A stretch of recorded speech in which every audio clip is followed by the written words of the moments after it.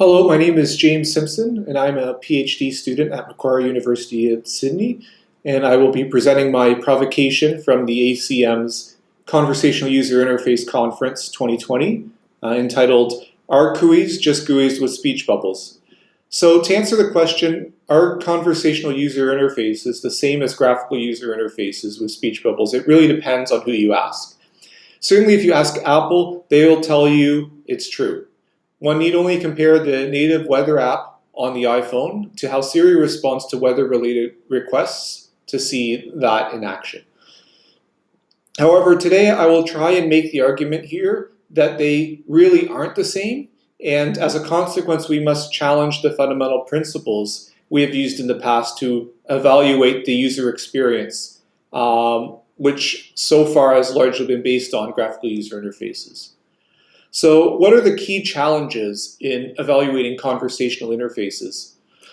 The first major challenge I'll bring up is that we need to resolve as a community is what exactly should we evaluate? So far as I can tell, there's at least three key areas that can be evaluated in a conversational user interface.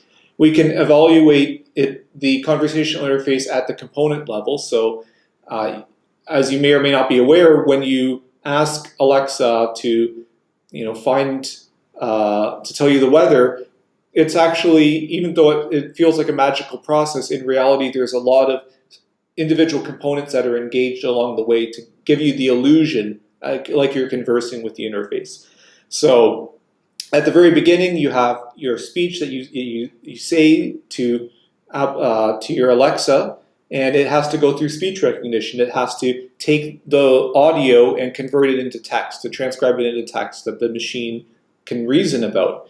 And then there's natural language understanding, which takes that text and tries to understand what the intent is. So, is the user talking about weather? Are they talking about movie times? Are they talking about setting a reminder or setting a timer? And then once it figures that out, then it's what the intent is. Then passes on to dialogue management, which basically is going to formulate a text-based response for the query. So in the example I have is, it'll be sunny in York tomorrow with a high of 10 and a low of 2. So that's the actual text, but obviously it's not really useful when you're using Amazon Alexa, so it then has to be converted back into audio, and that's what text-to-speech does, is it takes that text and converts it gives it a voice, so to speak. So as you can see, there's at least 4 components in this model of an Amazon Alexa, and each of these can be evaluated on their own, right? So one of the things we could look at is, for instance, with text-to-speech, we could use measures like the mean opinion score to evaluate things like how clear the audio is. Can the user actually understand what Alexa is saying, what that voice is saying? And so one of the things that could be measured is like the speaking rate. So, did Alexa talk really fast, or were they talking a little bit too slow? So that's one area of that can be looked at. In addition to that, we can also evaluate conversational interfaces holistically.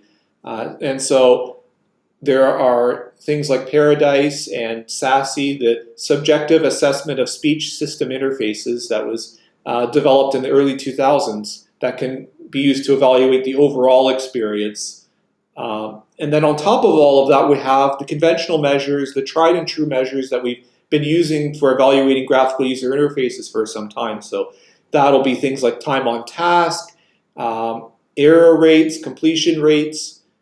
So there's a whole variety of different things that can be evaluated, but then what we really need to do is we need to figure out which of those actually moves the needle on user experience. It's actually going to make the user want to pick up and use your Alexa skill over the competing ways that they can handle this task, be it a mobile application or something else.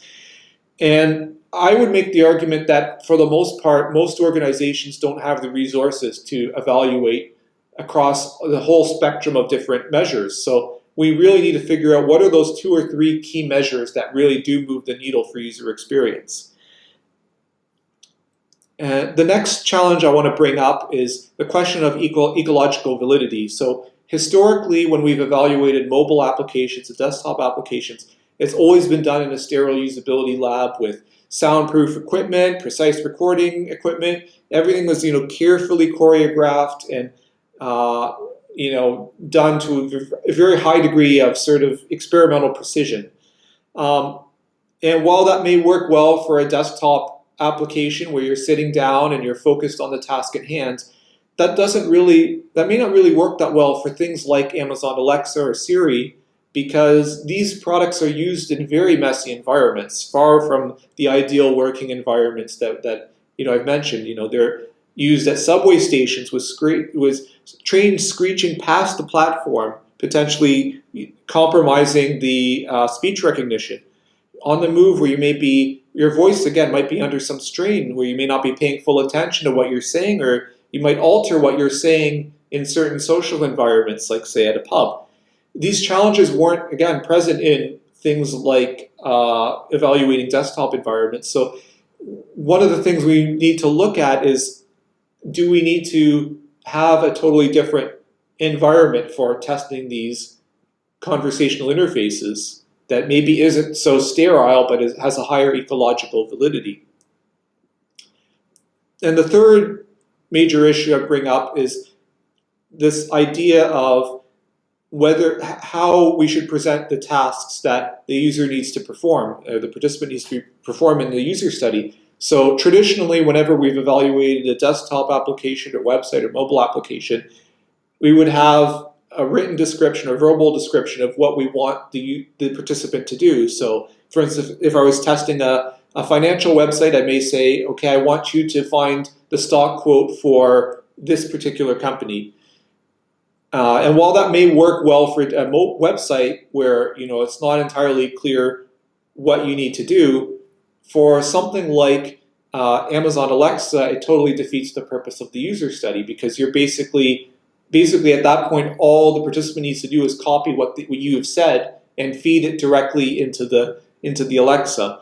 So 2 examples I have here at the very top came from published papers looking at conversational user interfaces at recent conferences.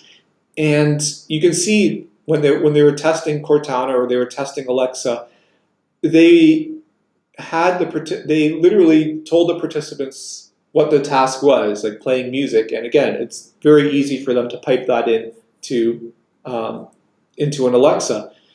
And so what has been proposed in the literature has been using more abstract task descriptions. So one example I provide in the paper is a graphical task description where you show the participant the before state and the after state without any words. So they have to formulate what they need to say to Amazon's Alexa for it to do its job.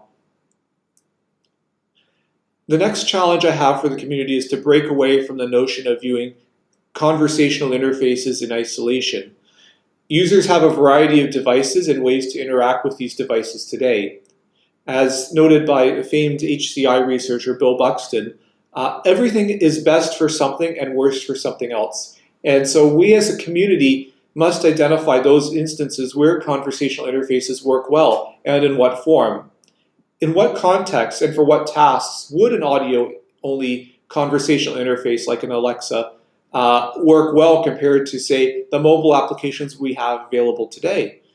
And by finding these sweet spots where they really shine, we as a community can focus our efforts on the low-hanging fruit, raising awareness to users where those instances where they really should head for Siri versus jumping through the many apps they may have on their device. And the last major hurdle I'll bring up for this provocation is,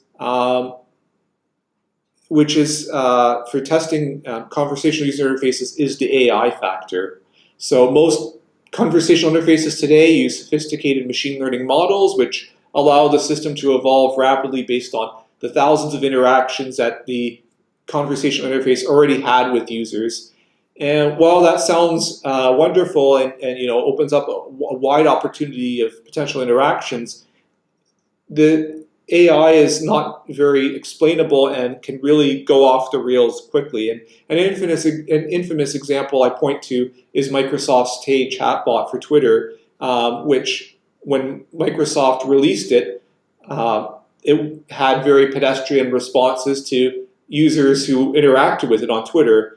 But literally in the course of a few hours, it ended up becoming a racist and lewd chatbot that basically offended everyone, as you can see in the slide.